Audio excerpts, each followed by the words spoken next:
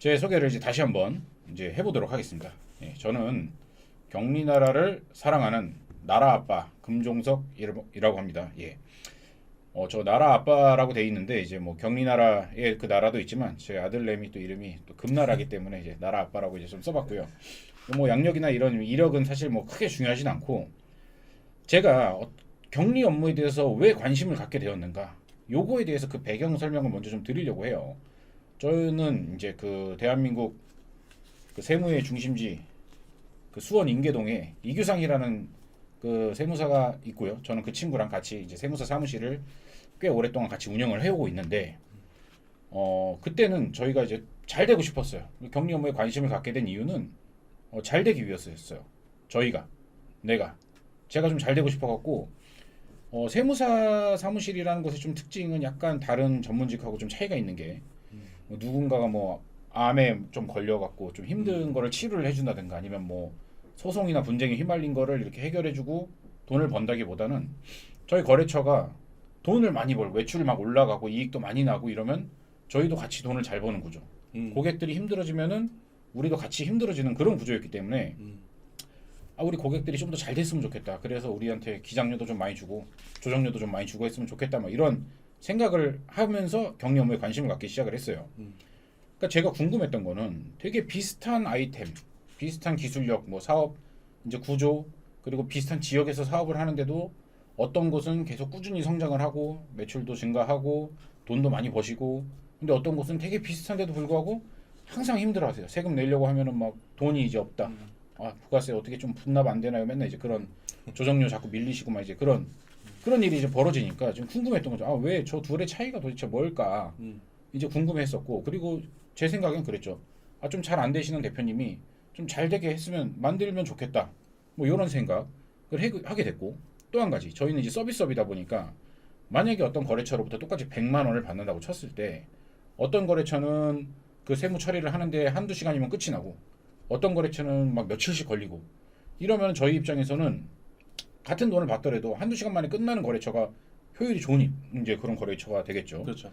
그런 거래처를 막 골라서 받고 싶은데 사실 그럴 수가 없잖아요. 이제 어떤 거래처인지 모르니까.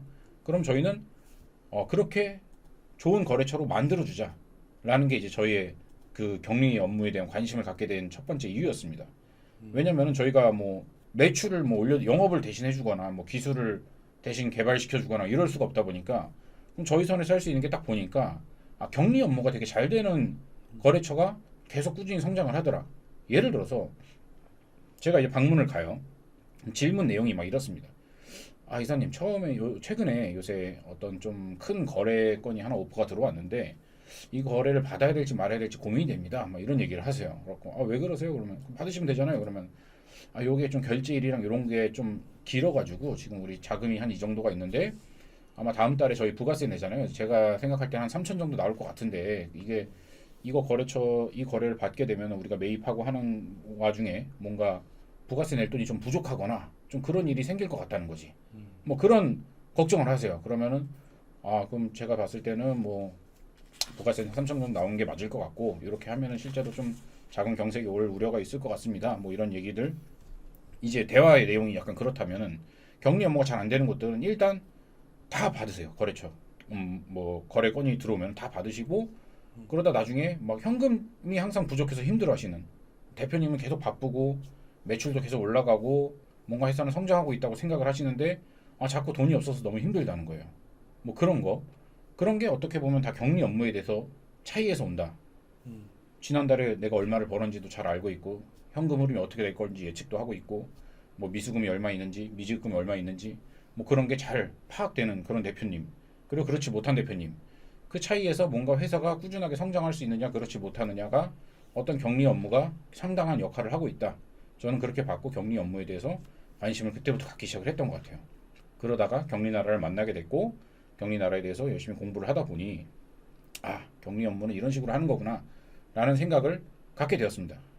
참고적으로 여기 이 사진 속에 있는 대표 그 강사가 나와야 되는데 죄송하게 되게 좀 최근에 살이 좀 쪄가지고 이렇게 제가 대신 나오게 됐고요. 지금도 충분히 멋있으세요. 네. 뭐 열심히 노력하고 있으니까 네. 9월, 10월 강의 때는 요분 다시 모셔올 수 있도록 한번 노력해 보도록 하겠습니다. 네. 자, 그러면은 강의를 본격적으로 시작하기 전에 대표님들이 좀 많이 생각보다 부끄러워하시는 경향들이 있습니다. 그리고 좀 그런 왜 그러냐? 제가 이제 항상 뭐 컨설팅이나 이제 뭐 미팅 있어서 나가면은 대표님들께 많이 여쭤봐요. 대표님, 지난달에 얼마 버셨어요? 그 뭐 매출 말고 얼마 팔아가지고 이제 뭐 얼마 쓰고 얼마 남으셨냐 이렇게 딱 여쭤보면은 대표님들이 그때 항상 하시는 소리가 있어요. 내는 소리가 있는데 그게 뭐냐면은 그 방울뱀 소리 들어보셨죠? 방울뱀 소리요? 이게 방울뱀 소리가 어떻게 내는 거죠? 들려요. 마이크로 들어간지 모르니까 약간 이런 소리를 먼저 내세요. 대표님 지난달에 얼마 버셨습니까? 얼마 남으셨어요? 그러면 이렇게 하고 대충 약간 이렇게 시작을 하세요. 항상. 대한민국의 어떤 그 사회 통념상 그 방울뱀 소리가 날 때는 뭐 둘 중에 하나입니다. 뭐 뭔가 좀 불편한 상황 아니면 뭔가 좀 시간을 벌기 위해서 대답할 시간을 벌기 위해서. 근데 여기 표에 보시면 아시겠지만 정확하게 저 알고 있어요. 뭐 얼마 남았죠 지난달에 뭐 이렇게 얘기하시는 분은 2%도 채 안 되십니다. 저는 한 번도 못 봤어요. 저는 한 번도 못 봤습니다. 저렇게 알고 계시는 분들. 네, 몇 분 이제 거의 없어요. 그런데 그것마저도 사실 제가 그 정확하게 알고 있는 수치가 맞는 수치인지 확인을 해본 적은 없습니다. 그냥 대표님께서 저 정확하게 알고 있다 이렇게 말하신 분이 저 정도밖에 안 된다는 거예요. 그러니까 대부분의 대표님들은 대충 알고 있거나 전혀 모르고 있거나 뭐 찾아보면 좀 알 수 있다던가 뭐 요 정도 수준으로 알고 계시기 때문에 내가 회사의 대표인데 그래도 지난달에 얼마 버는지 내가 남았는지 뭐 이렇게 알고 있어야 되는 거 아닌가? 받을 돈과 줄 돈이 얼마 남아 있는지 그리고 뭐 현재 통장 잔고가 왜 이거밖에 없는지 이런 거를 다 꿰뚫고 있어야 되는 거 아닌가? 이제 그걸 모른다고 해서 너무 부끄러워하실 필요가 없다. 대부분 잘 모르고 계신다. 그렇다고 해서 당당할 건 아니지만 부끄러워하시거나 뭐 그럴 필요는 없다. 그러니까 좀 마음을 편하게 가지시고 좀 강의를 이제 시작을